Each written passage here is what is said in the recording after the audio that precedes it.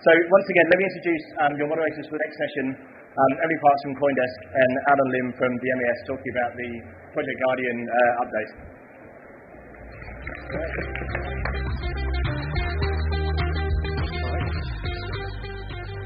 All right, good afternoon to you. So thanks for being here. We're going to be spending a bit less time talking. We're just going to help guide the conversation, help you to understand what's happening in Project Guardian.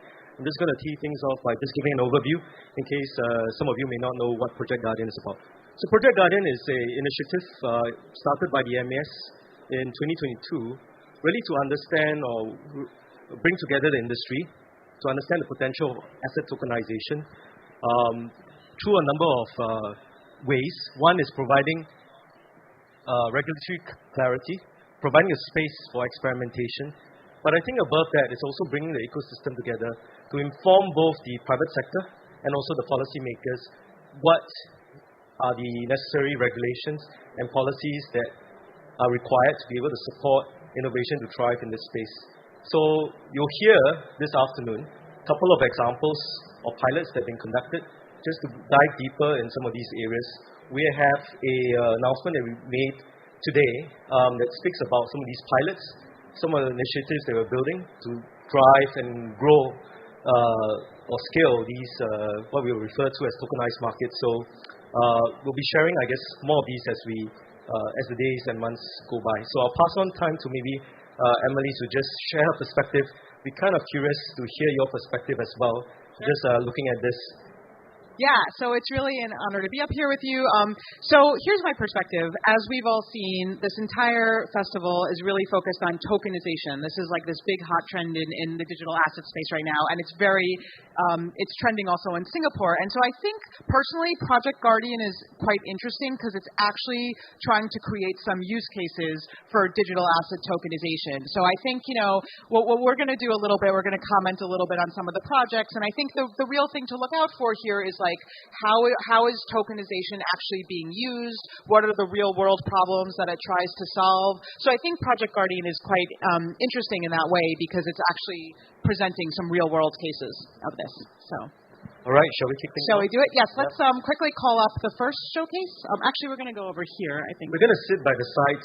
We have the luxury of sitting there. We'll let the team do the work. And first up, we do have Tyrone from JP Morgan as well as Christine from Apollo. All set? Okay. All right. Great, thank you. Floor's yours. Good afternoon. I'm Tyrone Lobban. I am the head of digital assets at JP Morgan, and I look after all of our blockchain work as well. Joined on stage by Christine Moy. Hello, hello. A partner at Apollo, head of digital assets and AI. We are excited to talk about our project within Guardian today. And over the next 10 minutes, we will talk to you about exactly what we did, the problem that we solved, and how we think it can revolutionize the asset and wealth management industry. So with that, we'll hand over to Christine. Thank you. So in the asset and wealth management industry, creating and managing investment portfolios is a $5.5 trillion business that enables millions of investors to reach their financial goals. Investor solutions called discretionary portfolios enable wealth managers to basically customize portfolios to each individual investor needs. Basically focused on their financial goals, their risk and return profile at scale. As an example, basically an example is for a younger investor that has a longer investment time horizon, their wealth manager may recommend a growth portfolio that has a higher percentage allocation to equities, whereas an older investor that is nearing retirement may get recommended by their wealth manager to have a conservative, lower risk portfolio with a higher fixed income allocation. Now, wealth managers have to keep track of all of this and actually actively manage these individually designed portfolios for all of the individual investors that they look after and care for. However, there are major challenges to this. One major industry challenge is that managing these unique investor portfolios across multiple assets is actually quite challenging. Being able to do this at the scale of tens of thousands of investors, and by the way, it's growing. The wealth industry is growing very quickly. It requires multiple systems, manual processes, and multi-party reconciliation.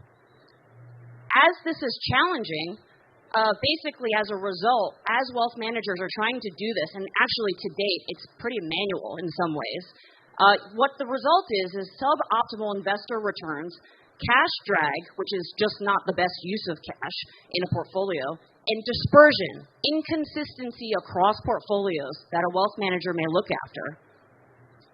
A second major industry problem is that alternative assets like private equity and private credit aren't even included in these managed portfolios, mostly because they have limited liquidity and they're quite difficult, more difficult to manage operationally compared to public asset peers.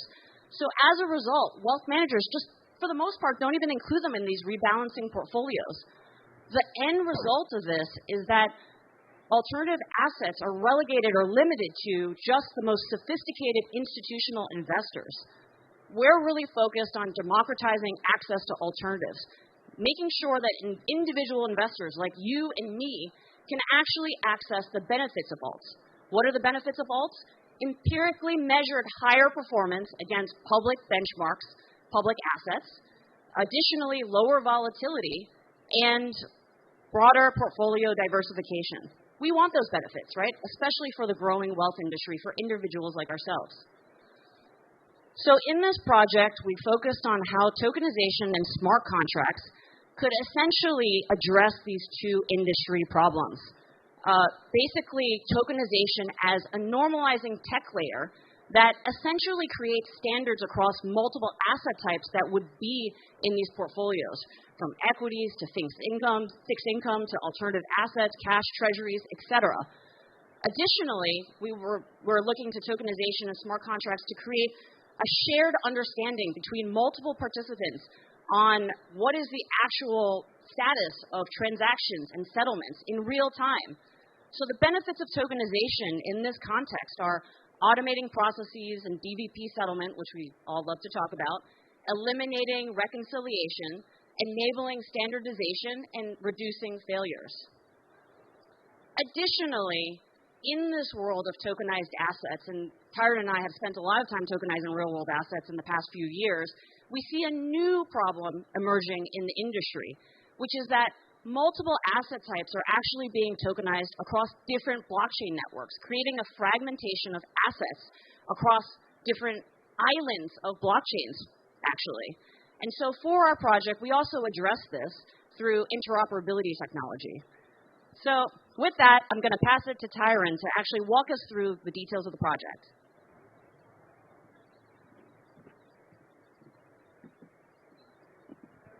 Okay.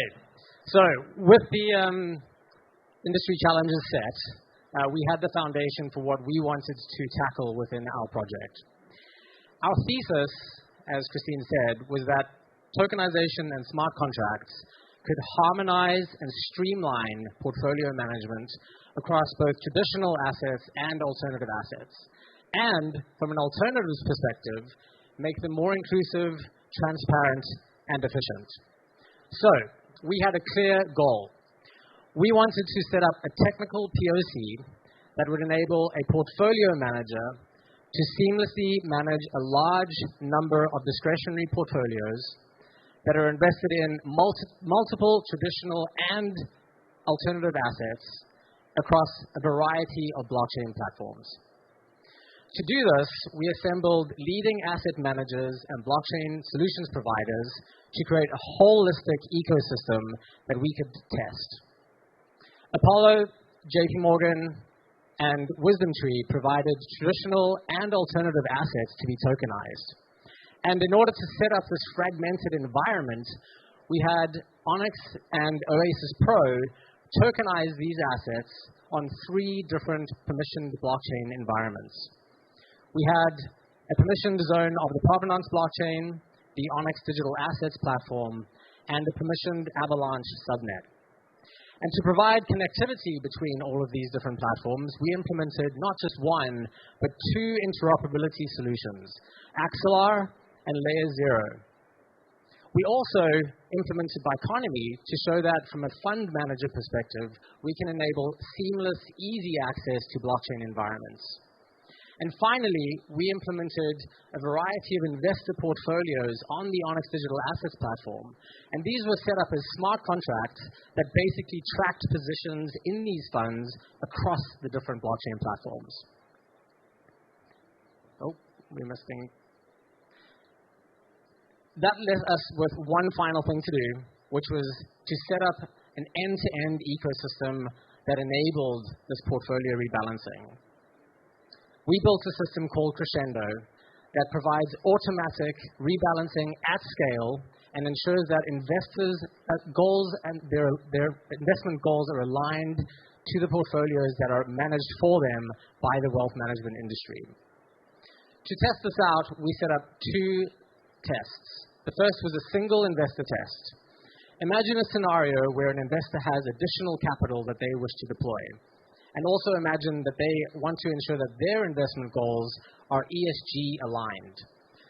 They would instruct their portfolio manager, who would manually calculate the orders that need to be placed, and work with multiple operations teams to actually place those orders. Many of these teams are actually aligned by asset class. This process can take multiple days to have these assets actually settle and these orders placed.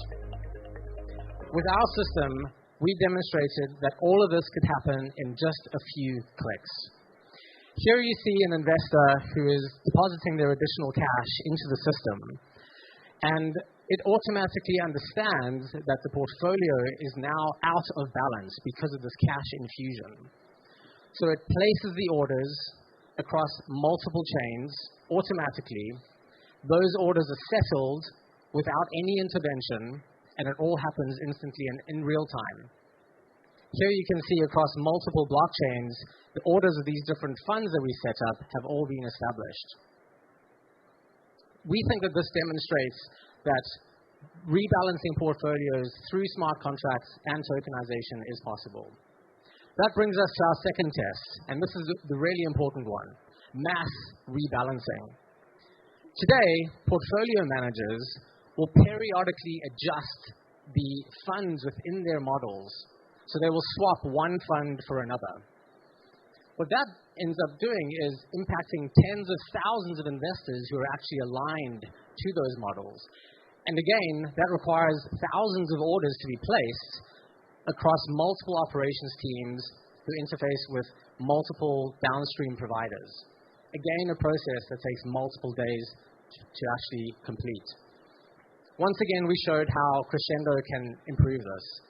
Because portfolios are just smart contracts that are programmatically linked to models, we can show that when a portfolio manager swaps out one portfolio for another, that all investor portfolios that are aligned to that model are automatically adjusted and automatically rebalanced.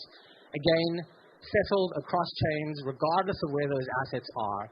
And the powerful thing here is that the proceeds of the sells can actually be used to fund the buy orders. This is not something that's possible today because of how slow it is to actually move cash in today's systems. We think that our project has shown key potential outcomes. Firstly, by enabling mass rebalancing automatically for a large asset manager managing around 100,000 portfolios, we estimate that over 3,000 manual steps could be collapsed into just one. Secondly, because of this idea of automatic settlement of cash versus assets, that you could potentially reduce the cash drag of a portfolio entirely, resulting in an almost 20% reduction in portfolio level fees. And finally, through the tokenization of alternative assets and enabling broader access to high net worth individuals and other wealthy individuals, we think this has a $400 billion opportunity for the asset and wealth management industry. We've launched a report that describes our project in detail. Please do download it. It's in-depth, covers not only the vision and how we went about achieving it, but also key learnings that we gained along the way. And finally, just a big thank you to MAS for creating the space for us to innovate, and obviously all of the partners that we had within the project. Thank you. let's move on to Industry Showcase 2, asset-backed security tokens with underlying trade receivables. That is Dr. Stephen Hu, Kai Fair, and Pursuit Lee.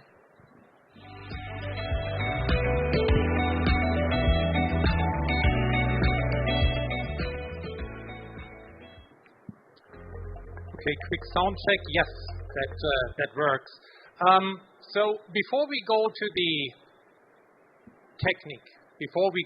technical stage, we need to talk about trade finance.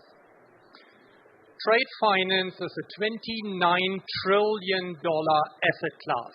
We just learned about $5.5 billion in asset management. Again, trade finance is a $29 trillion asset class. It's a real world asset. Singapore alone trades in and out almost $1 trillion, which makes it one of the largest marketplaces in the world. What are trade finance assets? Trade finance assets is your car, is your cell phone, is your sweater, is a service rendered. All of these are trade finance assets. But none of you can invest into trade finance assets. None of you can buy into trade finance assets. We banks keep this to ourselves. We have a banking club. We originate trade finance assets and we sell trade finance assets between banks. You are excluded. And what do banks do? We all go after the same clients. We love to overbank certain type of clients, but we are not going to where the money is needed. And this is why the Asian Development Bank told us we have meanwhile a trade finance gap of 2.7 trillion unfunded trade finance assets. So what we did with Project Guardian and the MES, we are creating a marketplace where you can start investing into trade finance assets. Let me summarize this for you in a quick video.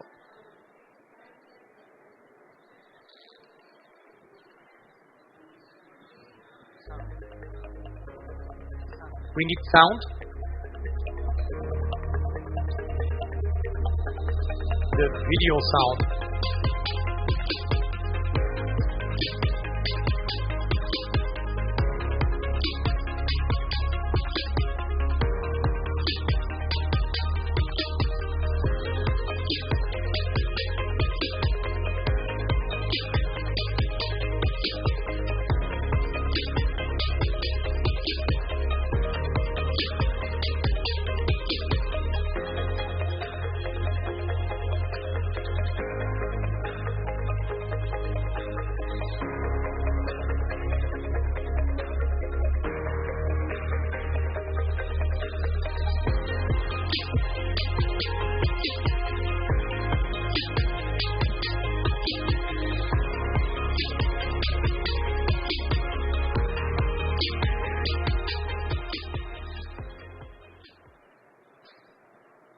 Thank you so much. I hope you enjoyed the video. I'm just going to repeat the question at the end again. Are you ready to capture the tokenization opportunity? We are certainly at the forefront of the innovation of tokenizing traded assets, as Kai mentioned, make them available to all of you. So very happy today to share that Standard Chartered, in collaboration with the Linkologies, has developed an initial token offering platform that repackage thousands of the trade receivables and other type of the trade finance asset into the ERC20 tokens on the public Ethereum. This is the first in the world that makes trade finance available to the digital asset community that brings unique benefits to both the banks as well as the investors. To the investor, this is a new asset class to you. You are investing into the real world asset that is actually financing the real economy. When the real economy grows, you have the opportunity to invest in it. And for banks, actually, we love to originate more, and we hope to leverage this as a new distribution channel to make this a new asset class available to the wider range of the investor, to make our capital more efficient. Actually, also to improve the efficiency as an originator, and also reduce the issuing cost from both the setup and the operational cost perspective. So how do we make this happen? First, ecosystem and partnership. We recognize it is very important to establish the partnership with the world-class innovators, share the same mindset and also on the same journey with us. That includes the FinTech partnership like Linklaudis, but also our institutional investor clients.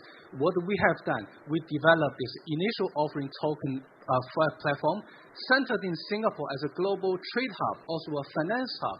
And we got our token listed in the Singapore exchange, one of the first in the world that makes tokens available publicly registered in the Singapore exchange. So we also leverage open and interoperable network. Later today, we will share how we make this interoperable across the blockchain. How do we support the market makers or broker-dealers to make this asset class much more available beyond the standard chartered network?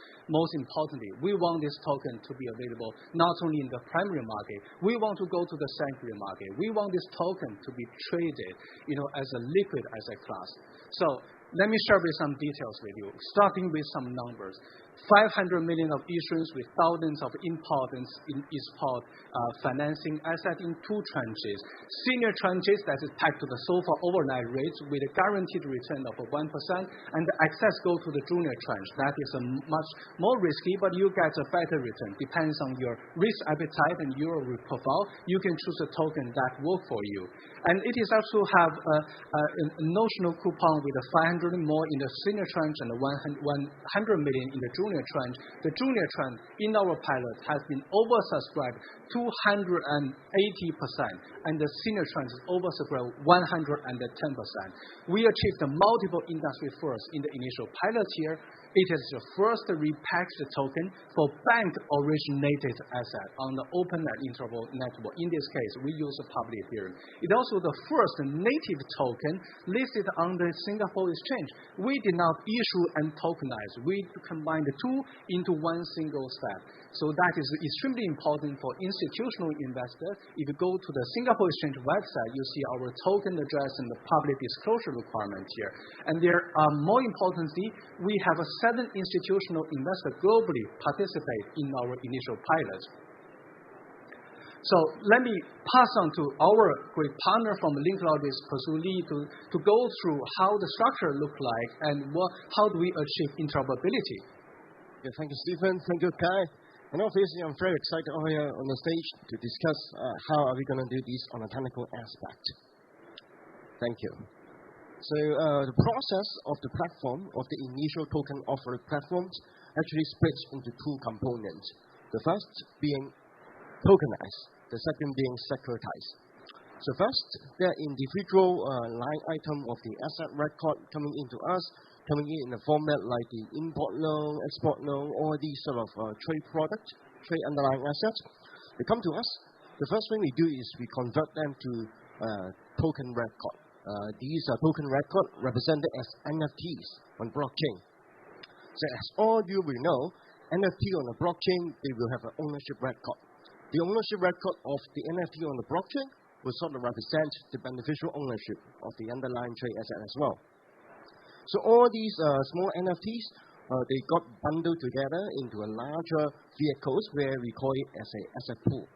So this asset pool is a representation of multiple NFTs. The next is where the vehicles have come in. We go in and then create the fungible token record, the ERC20 token record on the blockchain. Each of these tokens, as you can see, they're represented in the triangles and the circles. So each of these tokens represent a fractional ownership of the underlying asset pool. And because of the asset pool containing a lot of NFTs, so they essentially have the ownership of the individual line item of the asset. So over the last few months, we are making some progress into the system that include a multi-chain support. So why are we talking about multi-chain? So you can see here, we have 2 blockchains. One is the blockchain of the blockchain A, which is native issuance blockchain.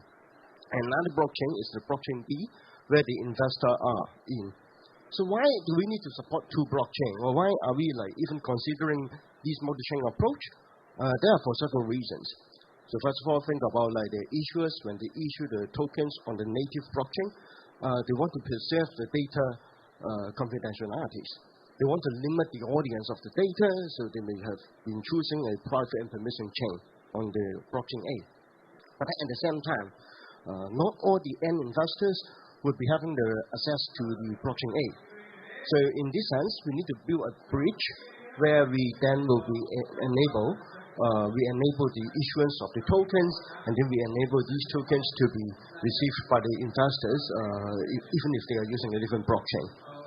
So what we expect is that these sort of structures will help us to reach even a wider audience, to reach a wider group of investors, not only on the first 7 institutional investors who come in to subscribe the tokens, but also a wider investor group, wider investor audience in a longer future. Thank you. Thank you so much for so important learnings through our initial pilot trade, but also our development of the tokenization platform. I think firstly, I want to emphasize the importance of a token being listed on Singapore Exchange. It is a very important step to encourage adoption, but also to boost the investors' confidence. Making the disclosure requirement publicly available actually make it easier for investors to have access to the information that is part of their due diligence. It is a critical step to boost their investors' confidence. The listing also ascertains that actually there's a certain level of the transparency from the issuer, but also assures the regulatory disclosure requirements are fulfilled. That is critical for many institutional investors. We have seen strong demand for the real-world asset tokenized trade finance assets. This indicates a very strong potential to achieve best of the liquidity. But we believe the future is not only for Standard Chartered assets, it also belongs to the other bank-originated assets, but become an ecosystem and a marketplace centered in Singapore.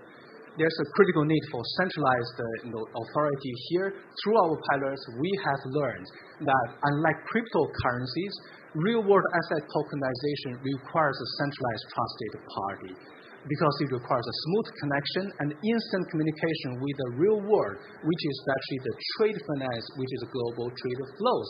And it is required to have the centralized trusted parties. And of course, secondary marketplace is going to play a critical role to increase the liquidity and capital formation in future. Now, it comes to the end of the presentation. I may just repeat again. Are you ready for the tokenization opportunity? Thank you very much. We're going to move on to the next presentation right now by BNY Mellon as well as OCBC.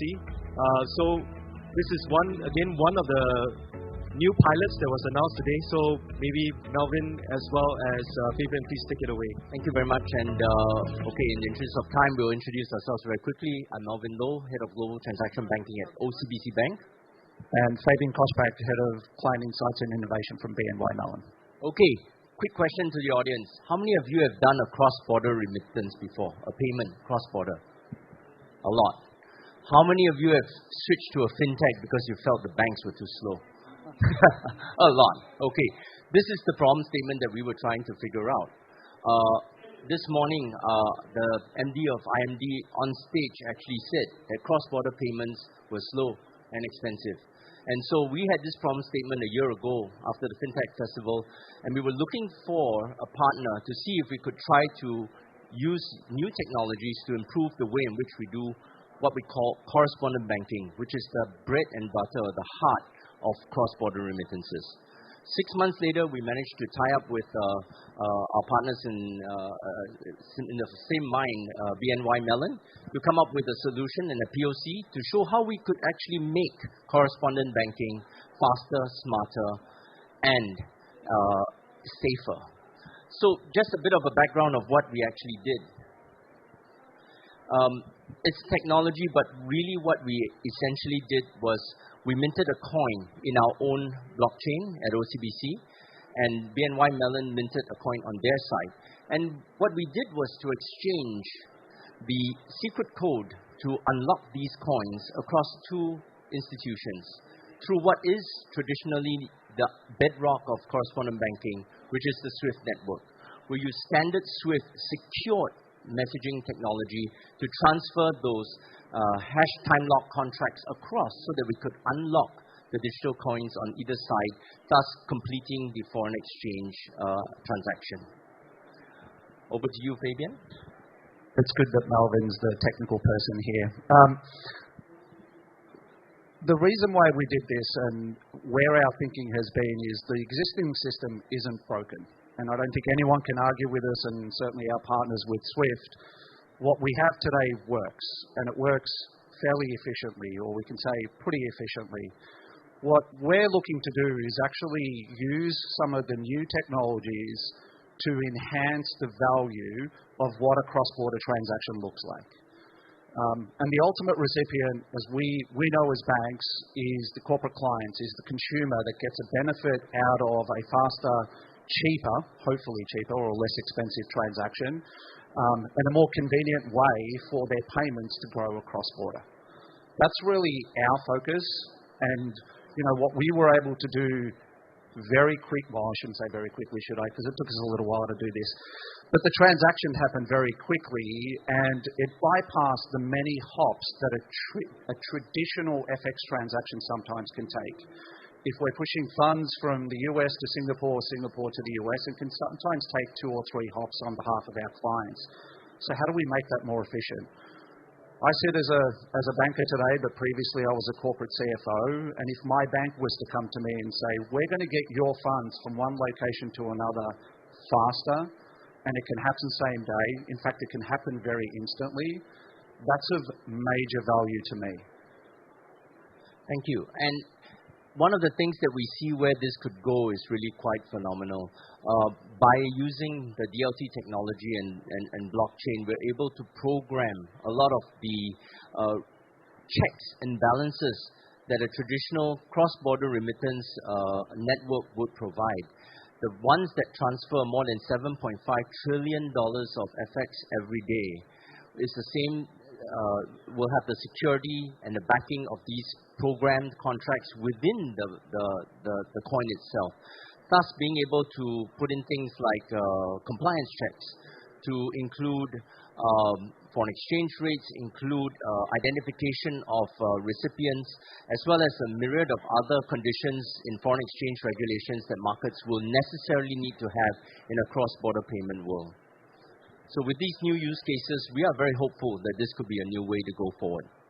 Yeah, and what I'll add is this is just the beginning. I think with what we saw at Project Guardian yesterday and the previous speakers before us and what will come after, I think we're about to embark on something very different, and it'll change the landscape of how we think about, especially for us being in payments, how payments will work in the future and what do we expect from payments.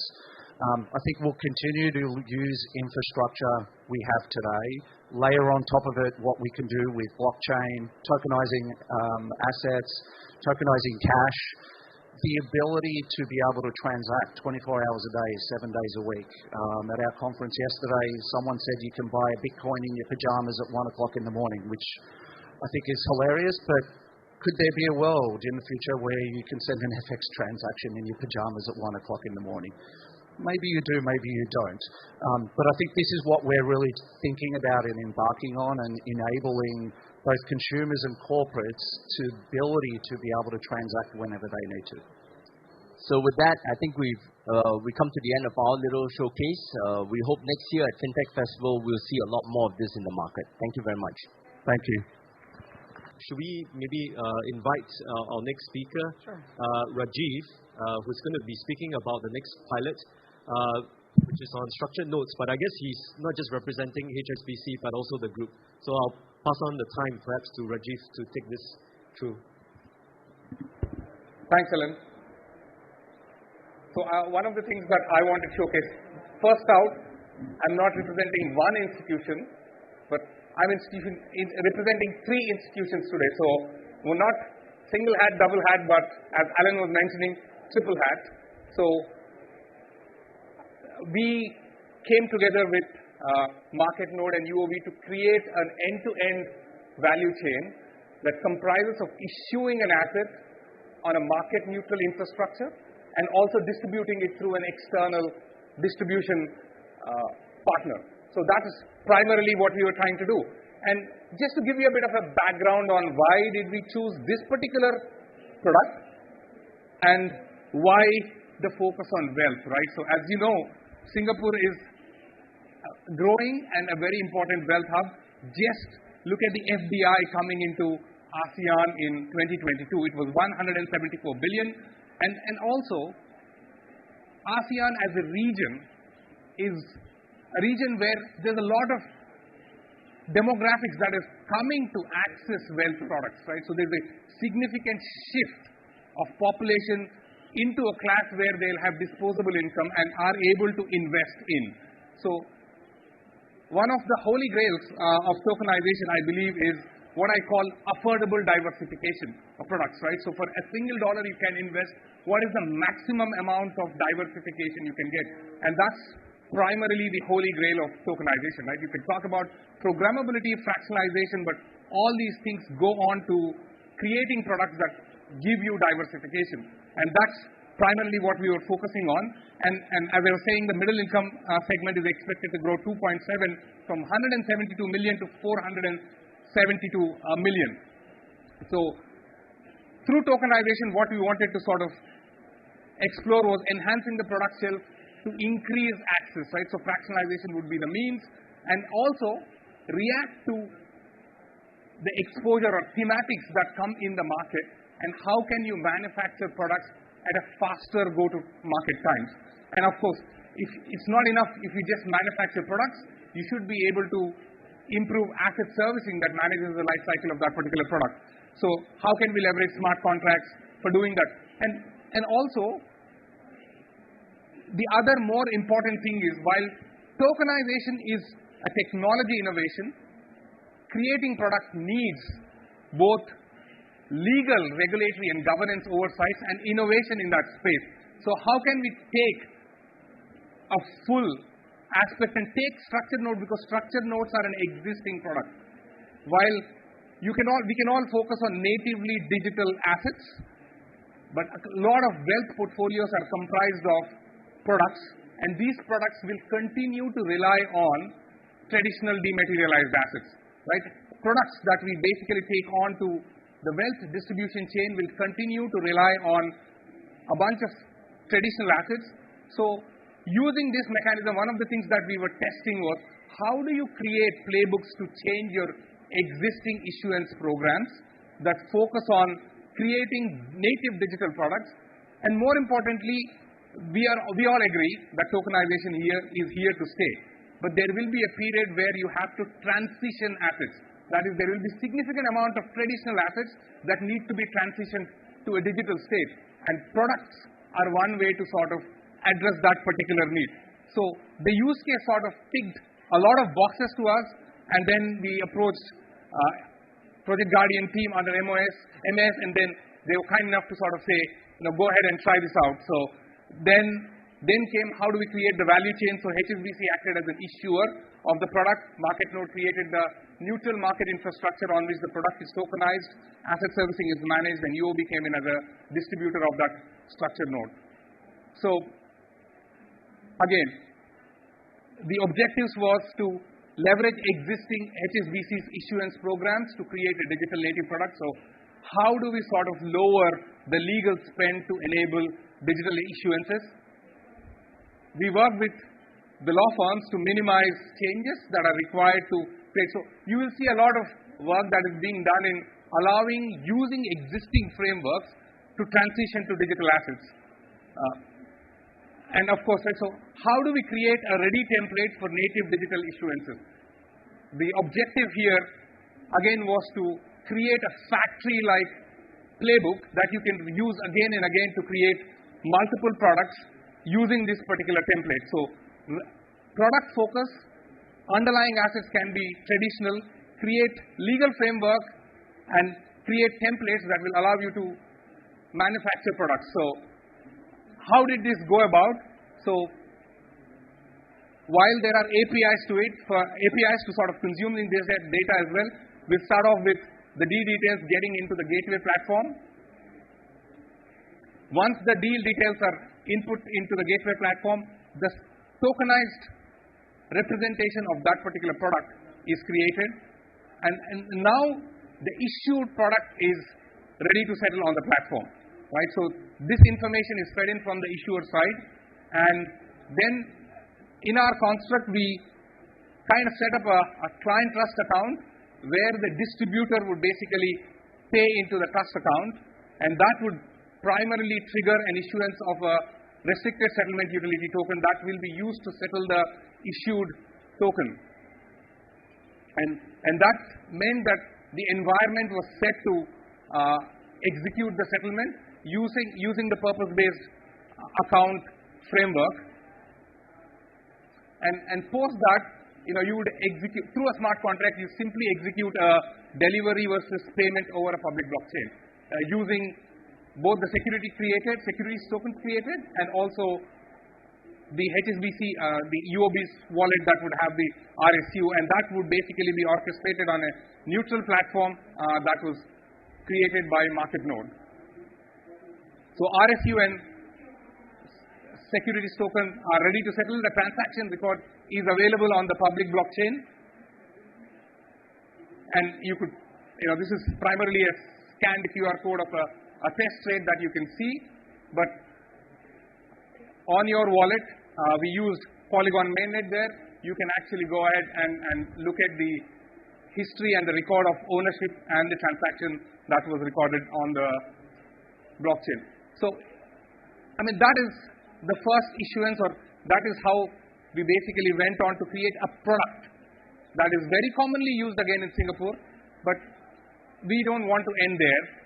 We want to be able to shift to higher gear with many more production use cases on the horizon, right? So we want to be able to work with a lot more digitally native products and establish, more importantly, by working with a neutral market infrastructure, we want to be able to create what I would call a token factory representing different products for both issuers of these products, and more importantly, it makes a product shelf available to distributors on native digital platforms to be able to distribute to their end clients.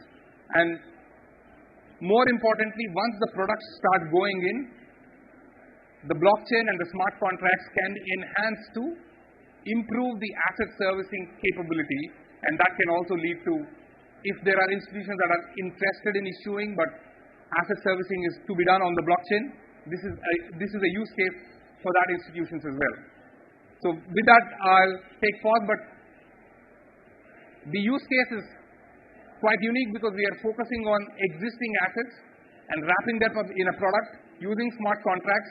So until every asset in the world is going to be digital assets, we'll have to work with dematerialized assets. We'll have to wrap them, and our playbook is available for everyone. Again, that's the reason why we work with a market-neutral market infrastructure there, for anyone to adopt those standards and issue and distribute products. Thank you, Alan. Okay, let's bring on our next project. This is actually one of the new ones, Alan, right? That was announced today. This one, we have Chu Haiping, Digital Assets APEC Lead of City Markets, talking about on-chain pricing. Thank you. I have no idea. Thank you. That was Hello. Hey everyone, really glad to be here today.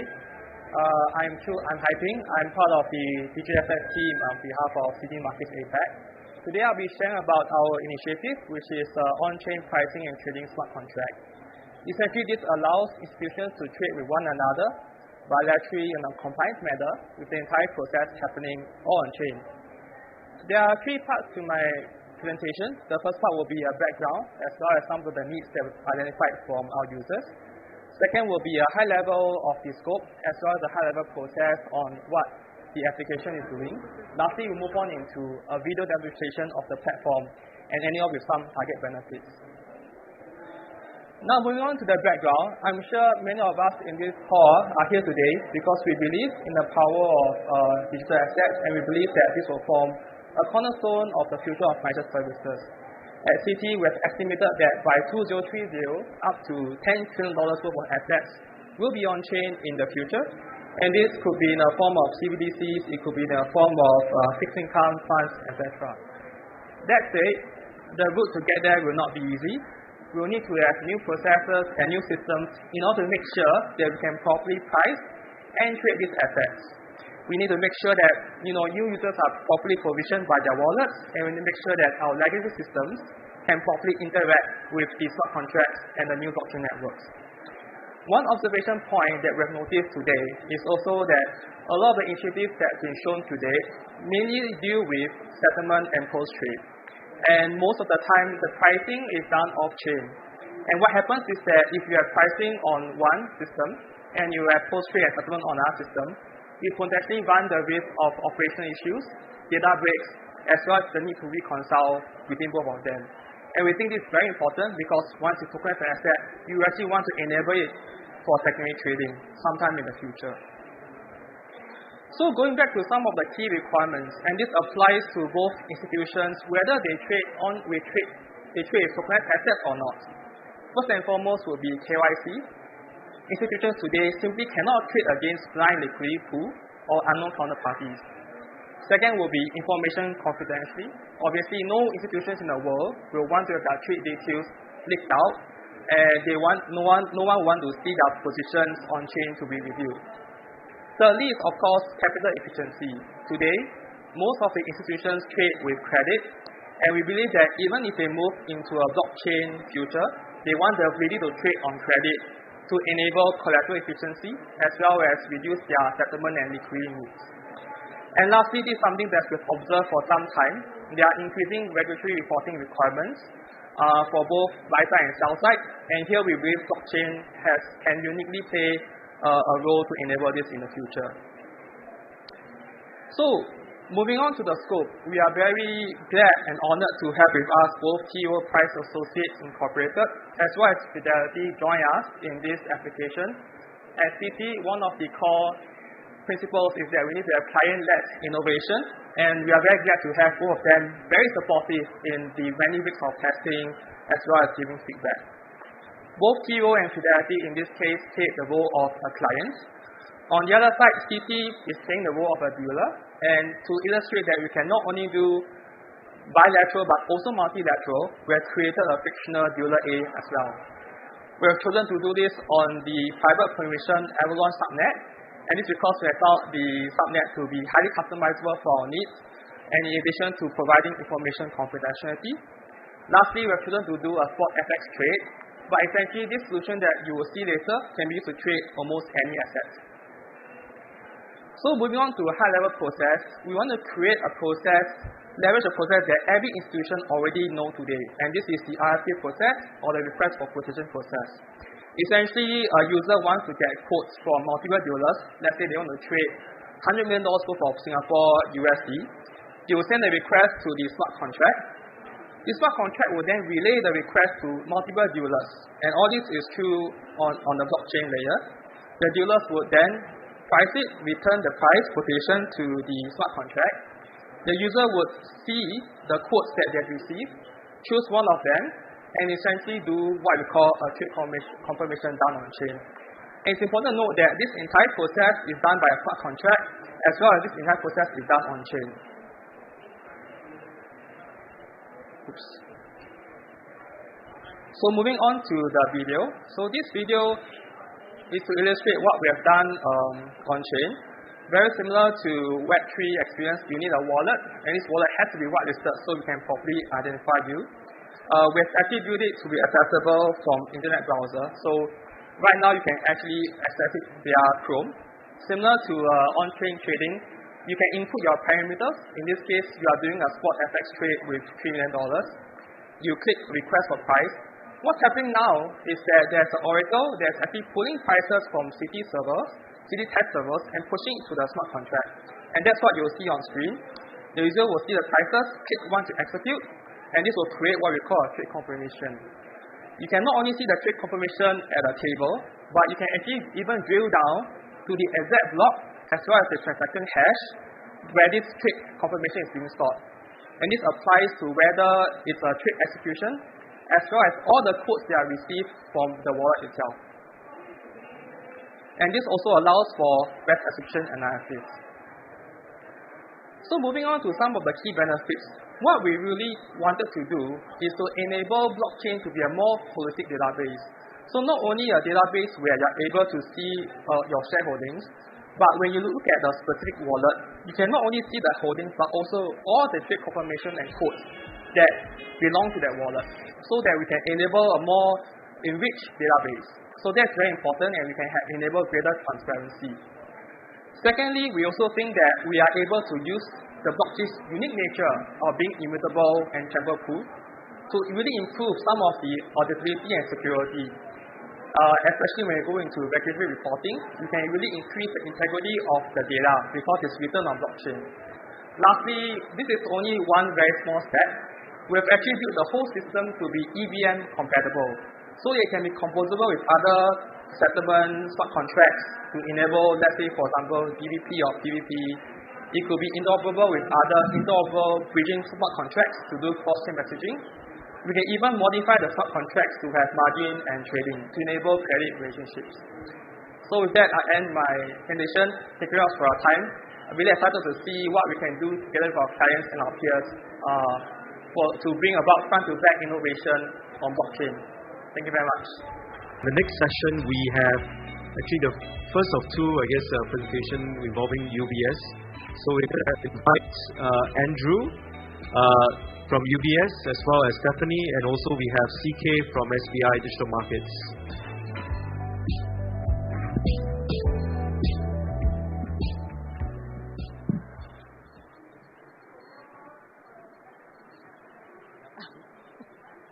Hi, everyone. So it's good to be here today. Thank you again, MAS and the Project Guardian team, for the opportunity to share some of the work that we've been doing around the tokenization of the VCC. So today, I think on stage with me is Stephanie from our asset management team and CK from SBI Digital Markets. We'd like to walk you through some of the work that we've done this year and some of the opportunities we see for the VCC on-chain. So to set the stage a little bit, I think there's three important questions that we were trying to first kind of look at before we dive into the pilot or the work, which is why fund tokenization, why the VCC specifically, and then why open and interoperable networks. So why funds? As some of the audience might know, tokenization is a very complex process. You have to go product by product, jurisdiction by jurisdiction to think about how you bring the register of an asset on-chain. So a fund vehicle, we thought, was actually a good intermediate solution that provides a standardized way of wrapping assets, any asset, single or multiple kind of a strategy or a single asset, in a standard wrapper, bring it on-chain, and it's something that issuers, sponsors would be familiar with, as well as investors and distributors. So with this as the motivation, we thought, so funds, we probably need these types of vehicle for tokenization to really gain the mainstream. Then the next question is why VCC? So it was important to us to select a fund that was domiciled in a jurisdiction, in this case Singapore, that has a very forward digital asset framework, as well as regulatory kind of guidance around what it means to build a Web3 business.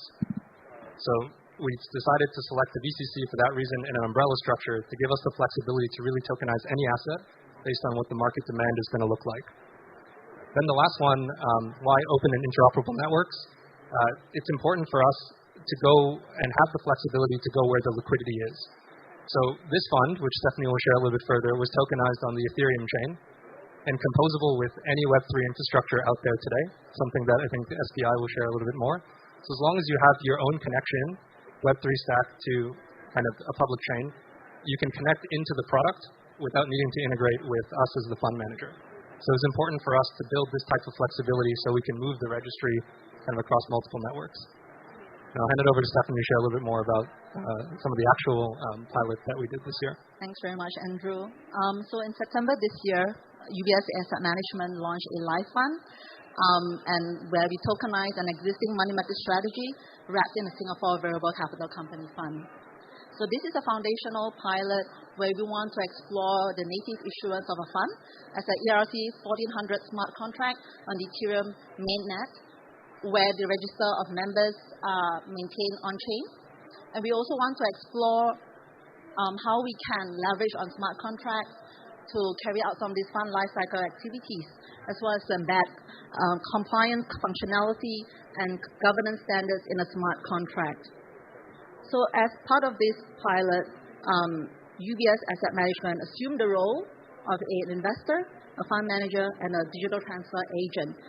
where each of the entity will interact directly with the smart contract in the role-aligned keys to test out various user journeys, starting with the fund manager deploying the smart contract directly on-chain, where we embed cryptographic hashes of the fund legal documents and embed that in the smart contract, and where we create partitions to represent the different share classes of a fund, and then where we allow lists, the investor wallet and operator wallet to mint, burn, and transfer tokens, just to reflect a fund lifecycle process.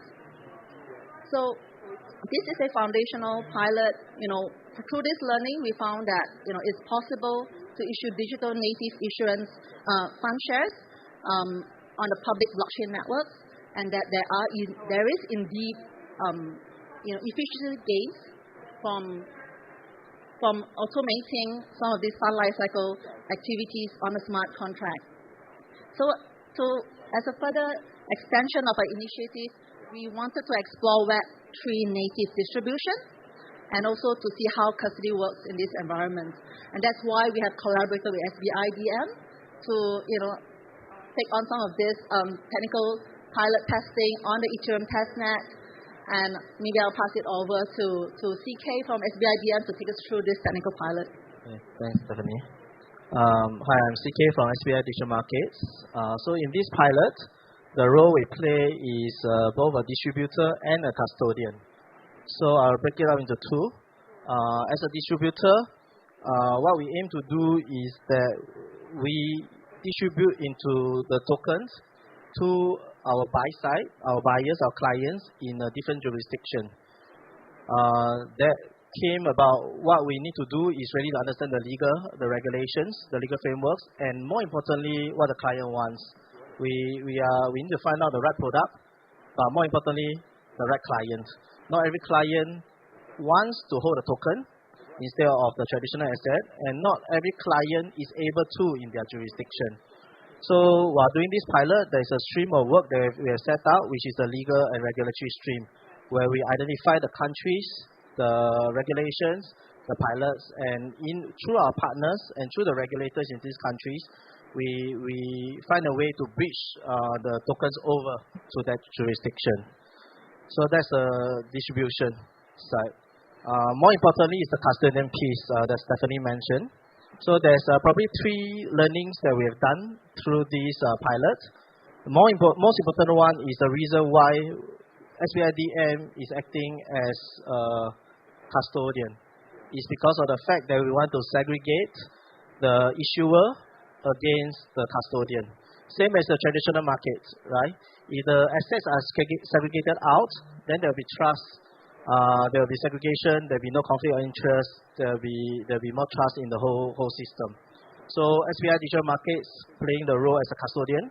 We are the trust anchor for the investors, for our buy-side clients, that is independent of the issuer. So that's one piece that we have tested and learned on. By being a trust anchor, it means that we have to be regulated, which we are, regulated by MAS. We also have our appropriate onboarding processes, whitelisting processes, KYC checks, and so on. The second thing that we learned, which I think is a buzzword these days, is interoperability. Not many security tokens can pass around chains or around jurisdiction because of interoperability. But I think interoperability is not just about technology. There are players out there, vendors out there, engineers out there who can always bridge a token into another chain. There's a lot of bridging mechanisms around. However, interoperability, as I mentioned earlier, is more than that. It's about the whole operations flow. It's about the legal framework where the buyer jurisdiction will need to accept this token, be able to accept this under their framework, and need to accept a token that's issued by another jurisdiction. So this is something that we have learned on. The interoperability of technology, operations, legal has to work together. And I guess that's also the reason why not many digital players are looking to be like a global security token custodian, because it's a lot of boring work, a lot of dry work in doing all this, a lot of effort in, but The revenue potential is high, but currently at this stage, the industry is still quite nascent about that. However, SBI Digital Markets can claim that we are interoperable, blockchain-agnostic custodian, global custodian that we can bridge into the countries that we are working with. So that's the second piece. And the last piece is operations. People just think about the tech, but of course, tech is the key driver for this. But ultimately, the asset we are looking at is still a VCC, is still a fund, is still a financial asset. The operations side of it doesn't go away. But the difference is that in the traditional players, they have hundreds of people in the operations team. We will not have so many because of the efficiencies that we get out of the whole blockchain system using smart contracts. So that is a piece that we have learned a lot, and we are shaping up to be as lean as we can to support the operations on this scale, on this technology. Thank you. Thanks. So just to wrap it up, I think some of the next steps for the pilot, as Stephanie mentioned, the fund is a real fund. It's live. We're very much kind of looking to work and explore potential opportunities under Project Guardian with more ecosystem partners that are Web3 enabled, and we can plug into the common infrastructure on an open and interoperable network. Thank you.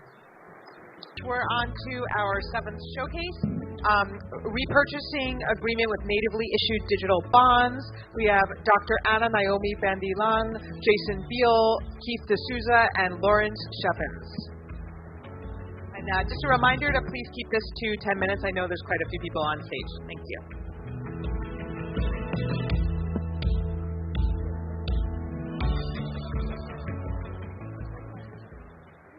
Hi, thank you all for that amazing interest on the project, and I'm very happy to, together with my colleague and partners, to showcase you our successful launch of what we call Project Trident. It's actually just fresh off the press, so we just released it that we have done this successful transaction.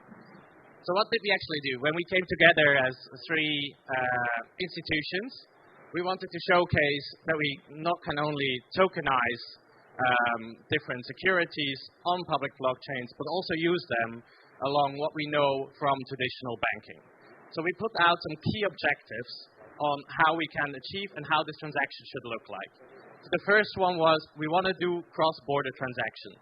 Our financial system is global, so we have to showcase that we can do cross-border transactions where we also see most frictions in our current financial services ecosystem. So we went over Singapore, from Switzerland to Singapore and Japan. The next point was we wanted to automate the whole transaction lifecycle on the blockchain. So we were also able to showcase that we can also bring in all this automation and the benefits and the efficiencies from the tokenization process. Furthermore, we wanted to do it along a common use case, something we are transacting in our traditional business with as well. So that's why we chose a repurchase transaction to implement there as well. And the last one was we wanted to showcase the interoperability of the usage of the public blockchain. So we were able to interact the whole transaction without actually plugging into each other's core banking system or any custom-made points or APIs from any of the infrastructure we're using. So what were the key learnings? Actually, we can do that. Under the current legal frameworks, we were able to do this transaction across all these jurisdictions.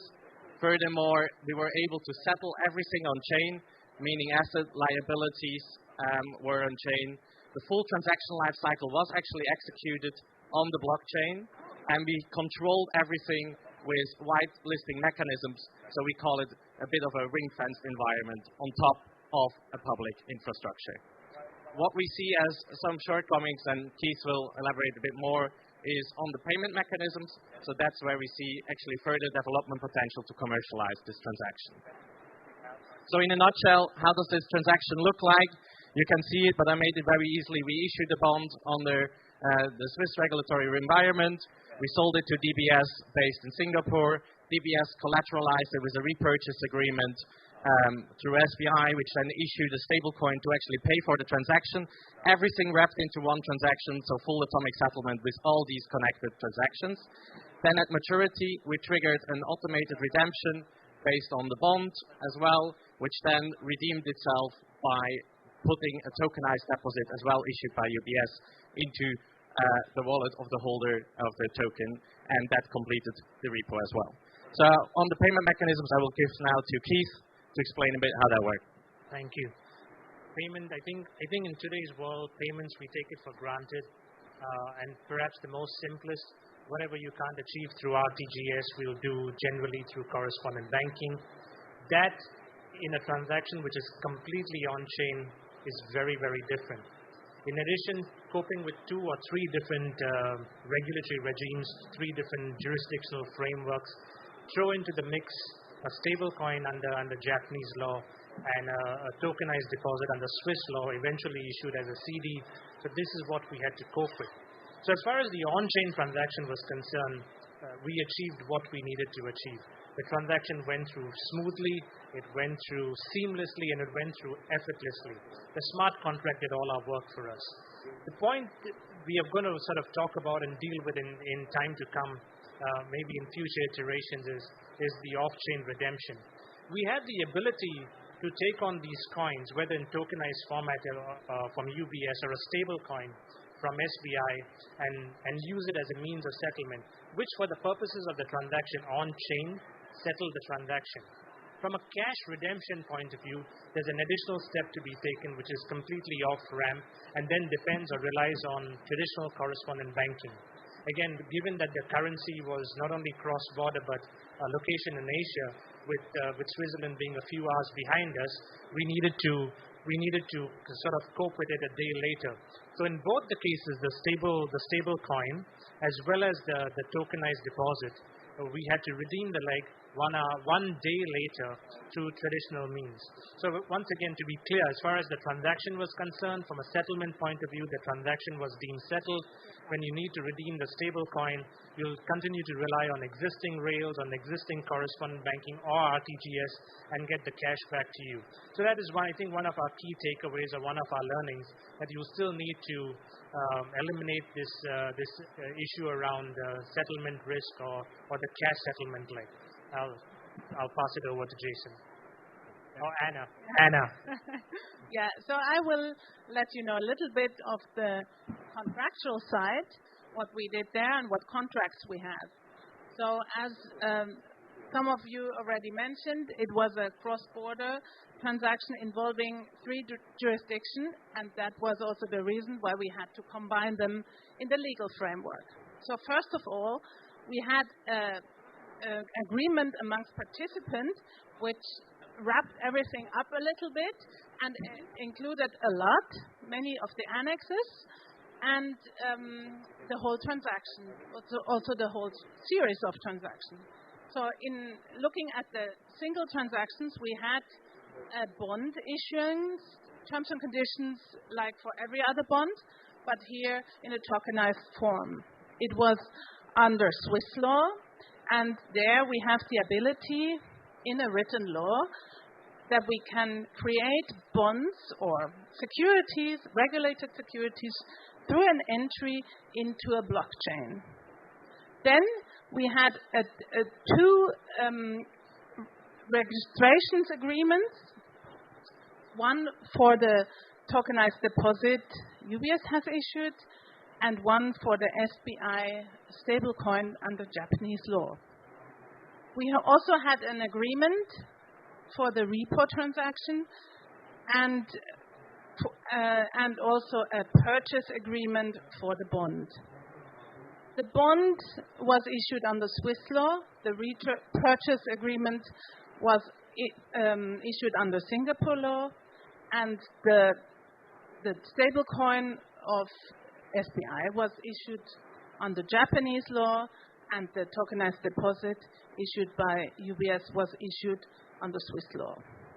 We had great help from our global counsel, external counsel, Baker McKenzie, which helped us with the whole transaction under all 3 jurisdictions.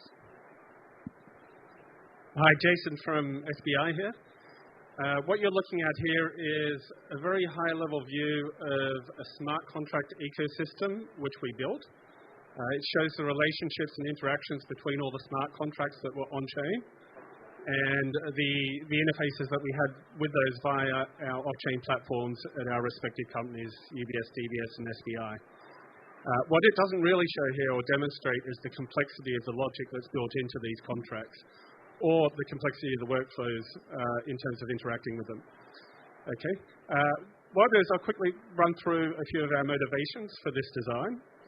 The first is we wanted to go with a public blockchain.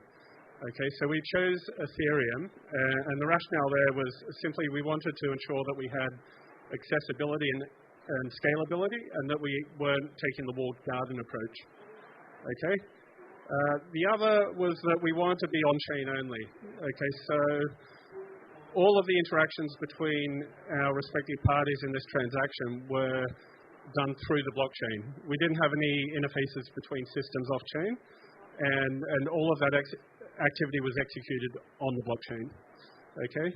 The third was that we wanted to be full native digital. Okay, so we didn't tokenize real-world assets. We didn't tokenize existing assets off-chain and put them on-chain. We issued on-chain.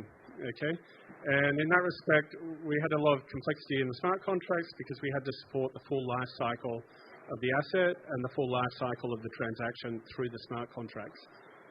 Okay. The other is reusability. Okay. We want to demonstrate that this could be an ongoing facility for trading, not just a one-off proof of concept. And in that sense, we treat it much more like a trading facility with repeated use. So you can see there's a component which is an order manager.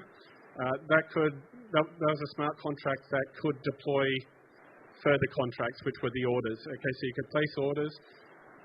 Contracts would then generate and deploy other contracts. And we had that factory concept throughout in different places of the ecosystem. Okay. The fifth was that we wanted to be in-house only. Okay, so we didn't rely on any adoption or adaption of crypto-native trading platforms. We built everything between the three parties that we have here. Okay, so we had a division of responsibilities and contracts that were built by UBS, contracts that were built by DBS, and contracts that were built by ourselves, SBI. Okay, so that were the key motivations for doing this. We had 9 contracts in total. 3 of them were assets. We had the bond as a smart contract. We had a tokenized deposit as a smart contract, and we had a stablecoin implementation as a smart contract. And the rest of the ecosystem was really to facilitate the transaction. We had a order management facility. We had the order itself when it's created. We had a repo market facility, which would do the matching of orders. And then off the back of that, similar to a traditional construct, out of the facility, we executed and generated repo trades. Okay. In this case, it was only one. Okay. What you can see in the diagram was there's sort of 4 distinct phases that were outlined by different colors. That's the generation of the assets, the placement and matching of the orders, the logic for executing the orders or the transaction, which orchestrates all the movement of assets as a part of that transaction, and then finally the redemption of the bond and the closure of that transaction. Okay, so they're sort of outlined by the color codes that you see there. And that's, I think our time is up, so we need to wrap up. But if you'd like to look into the transaction itself or any of the assets, you can see the QR codes for links to the blockchain, where you can see the repo trade itself and drill down and look into that, the transaction, and then you can see each of the assets that were involved in this transaction. Okay. Thank you. So we're going to have our last presentation. So once again, we're going to be focusing on tokenizing fund structures.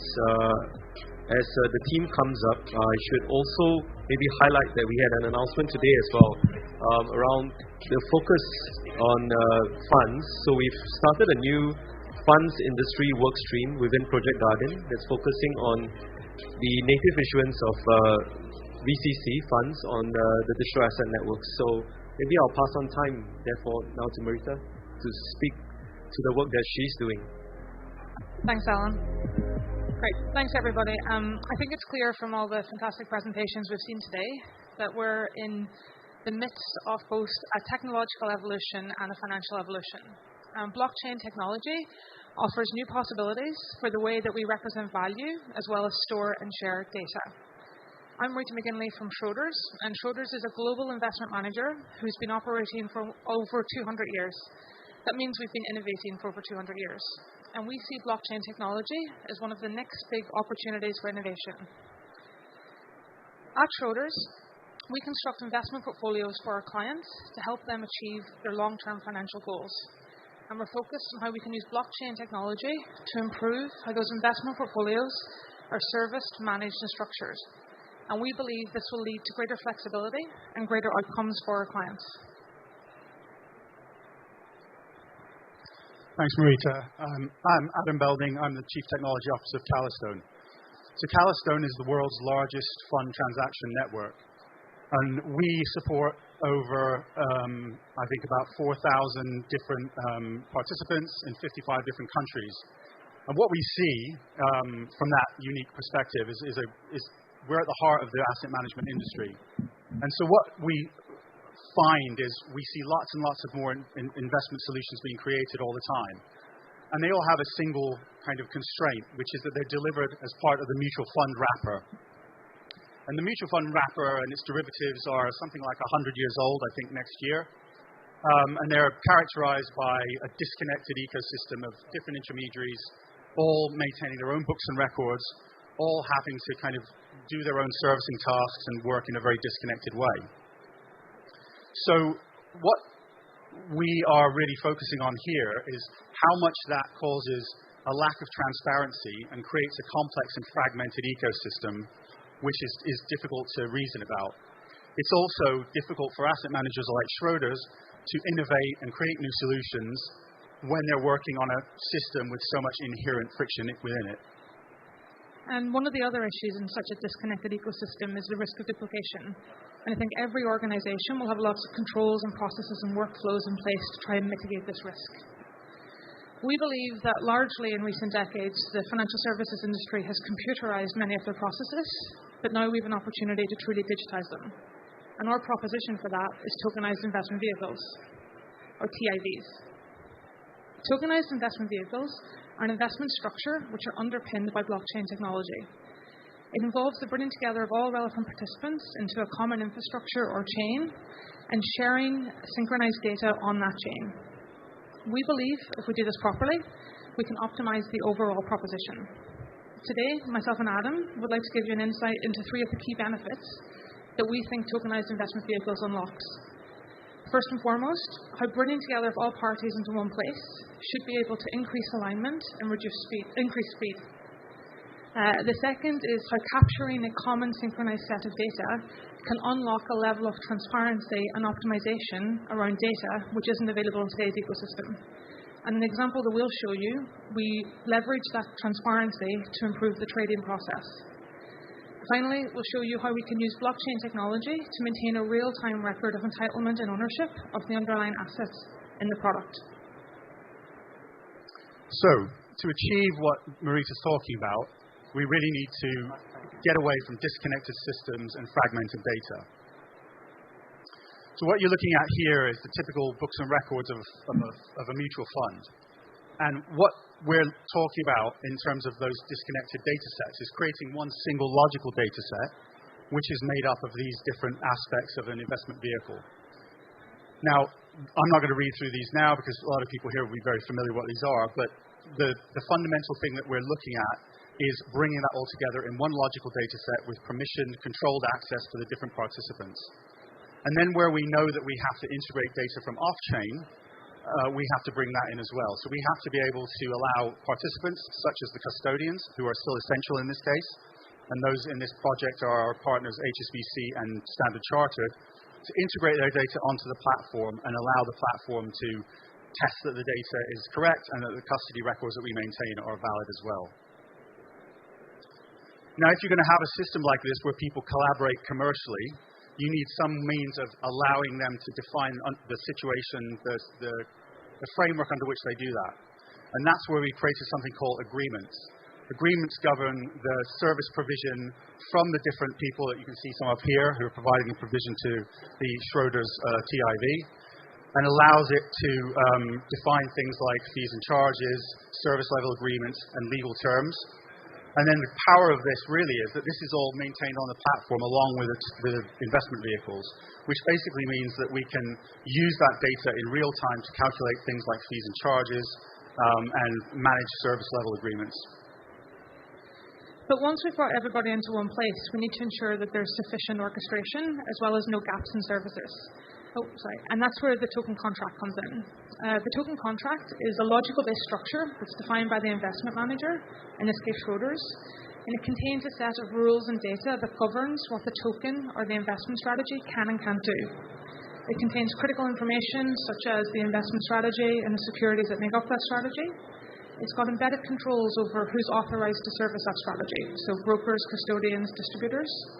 It has a real-time record of transactions such as subscriptions and redemptions, as well as the record of ownership of the investors who are making those transactions.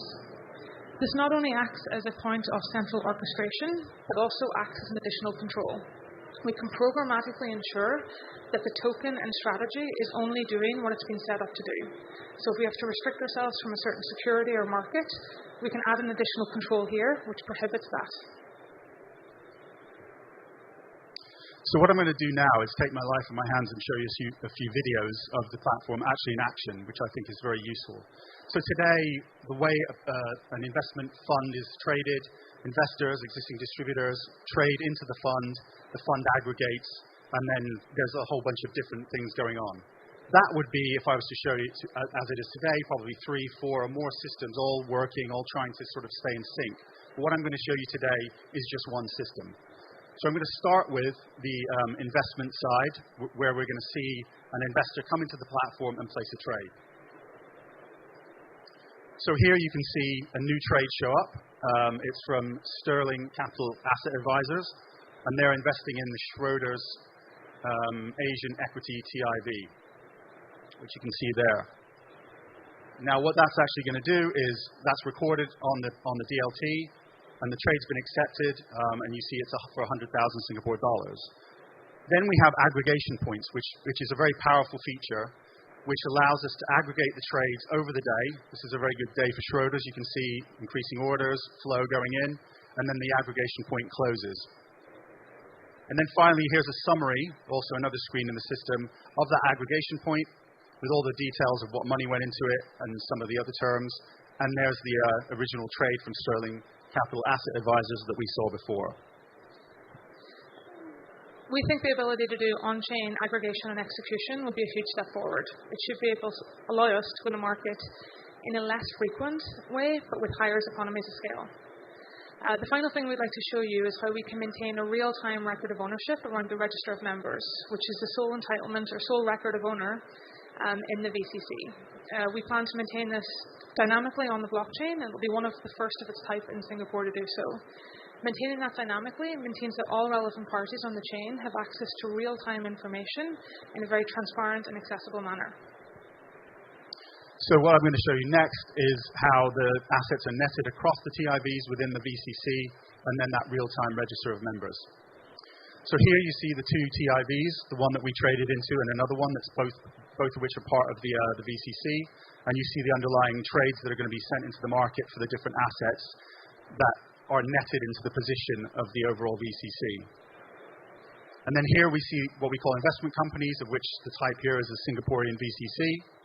And here's the register of members, which in response to that trade that we originally saw, you will see a new row being created for their holding in the Schroder Asian TIV, and the record of the balance being updated, and we now have a real-time register of members. So we have worked to build this solution with a lot of the components of our existing network, which I referred to at the start, but also we've partnered with the Microsoft on using the confidential consortium framework, which is a very powerful, scalable piece of DLT technology. But what we recognize is that we are in the world of open, interoperable networks. It's inevitable. There's more and more blockchains out there, whether they're private or whether they're public. And so we are also building into the platform the capability of having public or private blockchain access, which many of the other people here have spoken about, to enable these tokens to be distributed outside of the core platform. So hopefully that gives you a brief insight. Well, I should say we're very excited by a lot of the work that's happening around open interoperable networks here in Singapore, and I actually think you can get a demo of that down at the MAS booth in Hall 5. Hopefully that gives you an insight into the three key benefits of tokenized investment vehicles: increase in alignment, increase in efficiency, and real-time record keeping. We're delighted to have partnered with Calastone to build the technology for this, as well as HSBC and Standard Chartered to integrate custody, on-chain servicing, and on-chain governance. Thank you. Thank you.